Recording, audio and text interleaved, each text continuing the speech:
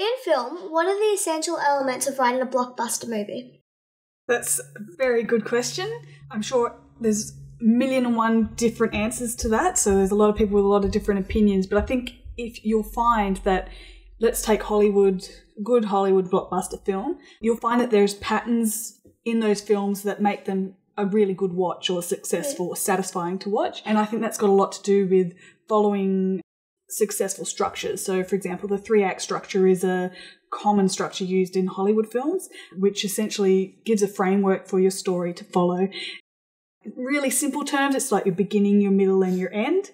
And how that works is that the first act is introducing your characters, the character world, and then giving them a problem or having something happen which they can't get out of too easily. So they have to then go on some kind of journey, whether it's a big adventure or a more internal sort of psychological journey with their own fears sort of thing for the rest of the film. So that's sort of the first act.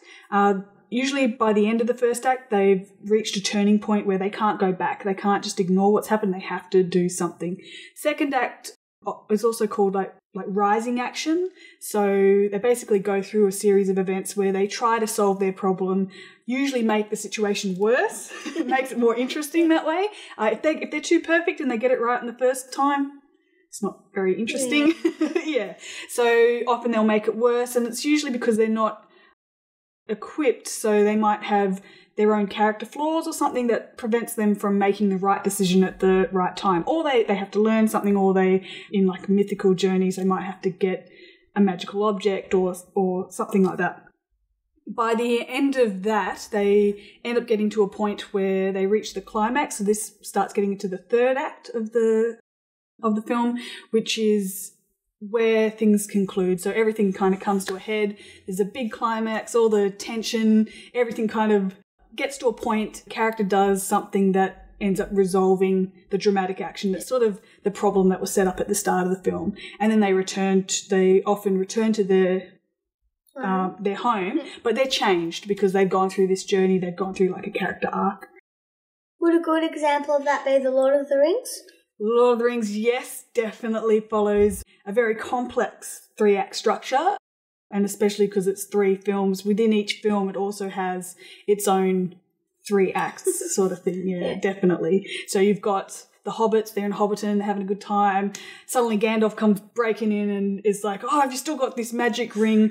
Turns out this magic ring is a massive problem because it's the weapon of all evil, and very, very bad guys out to find it. So if they don't do something, they're all going to get annihilated. So they have to go on the adventure, and so begins their journey to try to work out how to destroy the ring.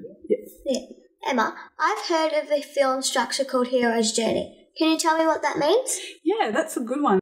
There was a book written by a guy called Joseph Campbell. He had studied a lot of different stories and sort of had found out that a lot of the very successful stories followed a main character and followed a particular journey. So it's a bit like the 3-act structure having kind of set points.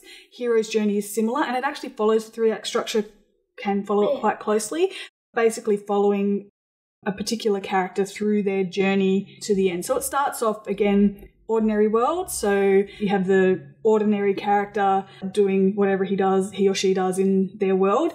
And then there's a call to adventure. So this is often the problem. This is the first step that they need to take. Usually they don't really want to go on the journey, so there's a bit of a refusal of the call. But eventually something either forces them to do the next step, which is crossing the threshold. Basically that turning point we're talking about in the 3-act structure. They get to a point where they have to make a decision, and then there's no going back. They can't just pretend it didn't happen. They have to go on the journey. So then you have trials, and it's sort of a series of events. It's a bit like they keep trying to do things but doesn't always work out, often makes the situation worse. You have things within that section where, for example, they might find a mentor, so someone who teaches them, or a friend or a guide that kind of helps them a little bit on their journey. So then they get to a point where, basically they get to a point where they can't continue the way they are, and they have to let go of all their past hang-ups, their fears, and they have to transform. So they end up becoming the hero or becoming what they need to be to finish the quest. Exactly. Yeah. And then the last one is basically return to the ordinary world. So usually they complete the quest, they win the princess, they, whatever the story leads them to, and then they often have to go back to the ordinary world, but again they're changed because they've gone through this journey, they've had a character arc, and they've changed, and they come back now as sort of a master of two worlds, really.